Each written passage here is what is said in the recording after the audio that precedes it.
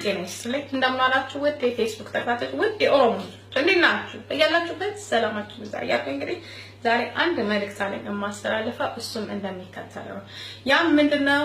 እንደሚታወቀው በኢትዮጵያ ውስጥ ለ8 ጊዜ ባንዲራ ሲቀያየር የሰው ህይወት ግን ተመሳሳይ ሆኖ መኖሩ እንግዲህ ስለ ባንዲራችን ጥራት ብዛትና ትርጉም በአጭሩ ባለፈው ቪዲዮ በገልጽ ግን ብዙ አይነት ትርጓሜዎች ስላመጡ አሁን ግን እውነቱን ለመናገር ወደዚህ ወጥቻለሁ።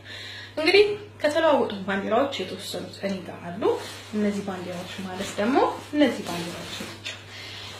እነዚህ ባንዲራዎች ለኦሮሞ ህዝብ ምን ያመጡት ነገር አለ? እነዚህ ባንዲራዎች ለኦሮሞ ህዝብ ያመጡት ነገር ቢኖር የኦሮሞን ህዝብ በባህሉና በቋንቋው እንዳይተዳደር የኦሮሞ ህዝብ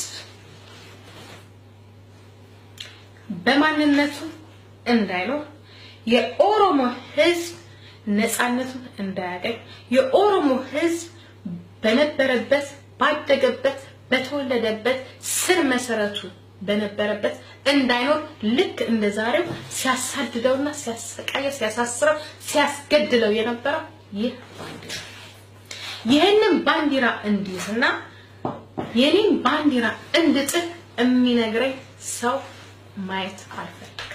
በዚህ ባንዲራ በዚህ ስርዓት ጊዜ ስንት የኦሮሞ ልጆች ስቃይና በደል አይተው እንዲወጡና ለነፃነታቸው እንዲታገሉ ያደረጋቸው ይህ ባንዲራ ነው። ይሄንን ባንዲራዬን ይዤ ይሄንን የማንነቴ መግለጫ የእምነትና የባህል የቋንቋይ እኩልነት ያመጡልኝ በዚህ ባንዲራ ስር ደማቸውንና አጥንታቸውን የከሰከሱትን ባንዲራ ትቼ ይሄንን ባንዲራ እንዲዝ የምታስገድደኝ ከሆነ እኔ እናንተ አሁን ወደ አንድ ልንመጣ አንችልም። አንድ ባልሆነች ሀገር አንድ ሆና በማታውቅ ሀገር በግድ አንድ ሆና እንድትኖር በተደረገች ሀገር አንድ ነን ብለን የምናወራ ከሆነ ይሄ እውነታውን ደብቀን አንተ ወደኔ ብትመጣ ውሸት ነው ማለት ነው። በውሸት መተህ ይሄንን ባንዲራ ይሄ ጥሎትና ይሄ ሰቀቀና በደል ጥሎ የሄደብንን ባንዲራ ይዘህ ብትመጣ እኔ እናንተ አንድ ልንሆን የምንችልበት መንገድ ሊኖር አይችልም። በዚህ ባንዲራና በዚህ ባንዲራ ደግሞ መሃል ዲን ልናረግ አንችልም። ይህ ማለት ማንነቴ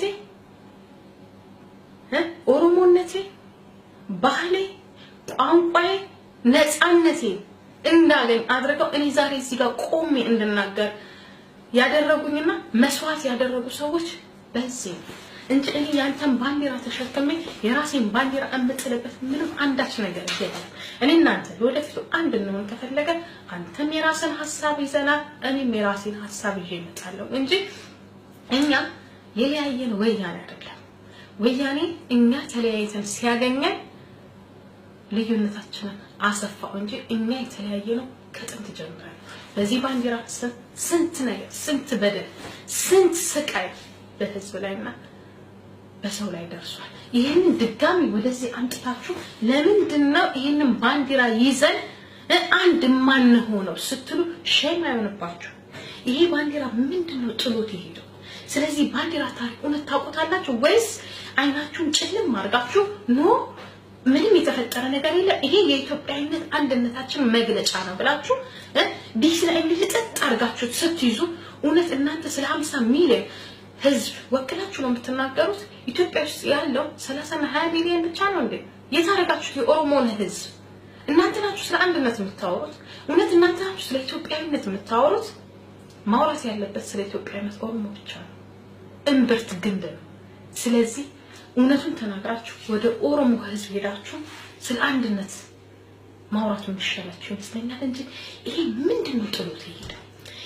ይሄ ባንዲራ እስቲ ራሳችሁ አሁን እውነቱ እውነት ታውት በዛ ሰዓት አልተወለዳችሁ ግን ታሪክን አንብባችኋል። እንዲሁም ደግሞ የተጎዱ ቤተሰቦችን ማየት ትችላላችሁ።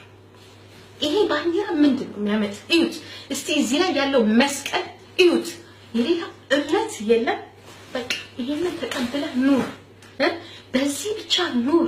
ይሄ ራሱ ግልጽ ማስረጃ እንኳን አስፈልገው እኩልነት የሌለበት የሰው መብት የማይከበርበት የእምነት እኩልነት የሌለበት ነፃነት የሌለበት ሰው በተወለደበት ስር መሰረቱ አባት ቀድሞ ራሱ በነበረበት እየተፈናቀለ እንዳሁኑ ሲባረር የነበረበት ዛሬ እኛ የምንታገል ለወልቃይት ብለን የምንታገለው የሀገር ጥያቄ ነው አይደል? ይሄን እንደዛ ነው ያሳለፍነው። ይሄን እንደዛ አይነት በደል ነው ጥሎ የሄደው እና እናንተ ናችሁ ዛሬ ስለ ወልቃይት የምትናገሩት። ስለ ወልቃይት የምትናገር ከሆነ እስቲ ስለዚህ ይሄ ባንዲራ ምንድነው ያደረገው? ይሄ ባንዲራ ሀገር አልሸጠም እንዴ? ይሄ ባንዲራ ሰውን አላፈናቀለም እንዴ?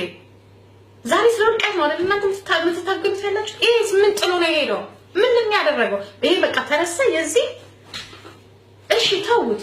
ይሄንን ደግሞ ያዥና ይሄንን ጣይ ለምን ይሄንን ባንዲራ አንየው ለአይናችን ለምትሉ እስቲ አስተያዩት።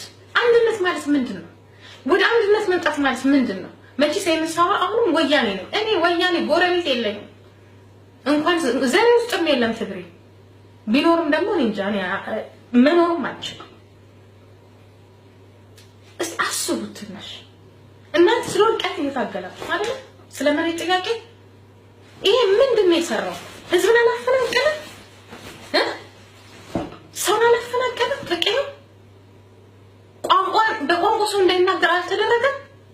በሚያምነው እምነት እንዳይሆን አልተደረገም። ምንድነው ይሄ? እኮ በቃ ያውና እኮ ምንም ማስረጃ ያስፈልገው። ምንድነው እዚህ ጋር ያለው? እኔ እስላም አይደለሁም ወይንም ሌላ አይደለም፣ ክርስቲያን ነኝ። እናንተ ግን እውነቱን ነው የምናገረው። ይሄ እውነቱ ይሄ ምንድነው የሰራው? ይሄ ባንዲራ በኦሮሞ ህዝብ ላይ ምንድነው ያደረገው? በኦሮሞ ህዝብ ብቻ በጉራጌው ላይ ምንድነው ያደረገው? በጋምቤላው ላይ ምንድነው? እናንተ እኮ ጋምቤላን እኮ ያወቃችሁት እኮ አሁን እኮ ነው። ጋምቤላን እኮ ከኢትዮጵያ ህዝብ ጋር እኮ ያገናኘው እኮ ደርግ እኮ ነው። ጋምቤላን ሴት ታውቁታላችሁ። የጋምቤላ ህዝብ ወደዚህ መምጣት አይደል? ወደዛ መምጣት አይደል? ተጨቆኖ የኖረ ህዝብ አይደለም እንዴ? ወዴት ነው እውነታውን ሸሽገን እኛ ምንወጣ? እውነታውን ፍርጥ አድርገን አውጥተን ምን አረገ ይሄ ባንዲራ? በቃ ወይም ከፈለጋችሁ ደግሞ ያው ተሸከሙት። እኔ ቅር አይለኝም። ግን ይሄንን ጣት ነው በዚህ ባንዲራ ከ50,000 ህዝብ በላይ ዛሬ እስር ቤት ይሰቃይበታል። በዚህ ባንዲራ ለ45 ዓመታት የኦሮሞ ጉድ ኦሮሞ ልጆች ብርቅ ልጆች ተሰቃይተውበት ነፍሳቸውን አጥተውበት አጥንታቸውን የከሰከሱበት ደማቸውን ያፈሰሱበት ባንዲራ ትቼ ነው እኔ ያንተን ባንዲራ አምይዘው አታስቡም? እንጃ ወደ አንድነት የሚያመጣ ውሸት ሳይሆን እውነት ነው። አንድነትን የምትፈልግ ከሆነ ባንዲራህን ያዝ፣ ባንዲራህን ይዛሉ። እውነትን ያዝ፣ እውነትን ይዤ አብረን እንገናኝ። ያ ነው አንድነት። ድል ለኦሮሞ ህዝብ እያልኩ እሰናበታለሁ። ባይ ባይ።